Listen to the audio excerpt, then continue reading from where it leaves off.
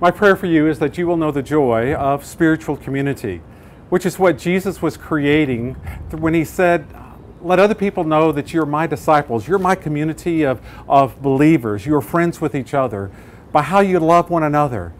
And you know how you're supposed to love one another because of how I have loved you. As we follow in Christ, we have to make our individual decision, but we don't do it alone. We are to do it in connection with each other, which is really the meaning of church. So a passionate spiritual community is a description of who we are as the Trinity family. And for people around the world wanting to have that in your life, know that's God's great promise for you. I'm standing on the rooftop of the children's building at the Mulberry campus of Trinity Baptist Church. And behind me is the cityscape, the horizon of downtown San Antonio. Our three campuses are located in the heart of San Antonio to be in the heart of relationships with people in this great regional ministry. And we do so because everyone can belong to this great movement of Christ. It happens in three ways. One is the sense to take our heart and connect it to each other as we connect it to God. God shapes it by a joy that's within our passion, and also a caring for each other that's within our passion. The New Testament word of passion actually is connected to the sense of suffering, to care enough to feel with other people. And that can be joy and elation as well as in the difficult moments. And then this passionate spiritual community is sustained long term for friendship. I mean, it's one thing to be in a group and a crowd and to feel the passion of the moment, but to have it really sustained, it means to be in a relationship with each other as a friendship. And in this friendship that we learn each other's strengths and weaknesses and how to forgive and grace and to hope and promise. And when we ask the question, you know, how was your day? How are you doing? We really want to know, and you know we really want to know. And so the spiritual community is formed by passion and friendship and then commitment.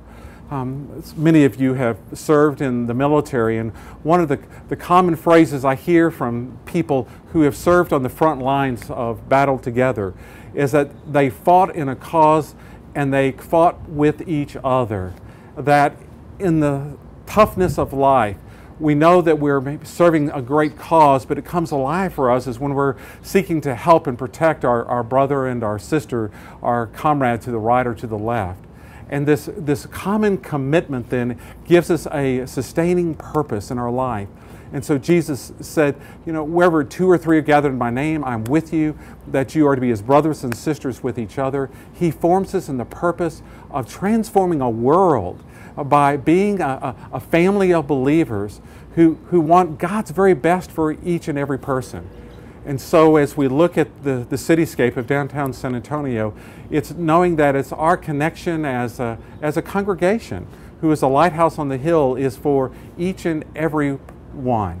Many of us have experiences of having grown up in the grade school or maybe be in grade school now, and when there's a game to be played, sometimes people will choose up sides and people can stand along a wall and then are to get chosen. And we all have some memory of what it felt like to be chosen as last, like, oh, they really don't want me, but they got to take me, so I'm going to be with them. But knowing that in Christ, we are all first chosen. Everyone is equal, first on the team, and that we treat each other in that same way. If we want to make a difference in the world, which we do, we need to feel that difference in our life and in relationship with each other. That's the gift of spiritual community. My prayer for you is that you know this joy for your life.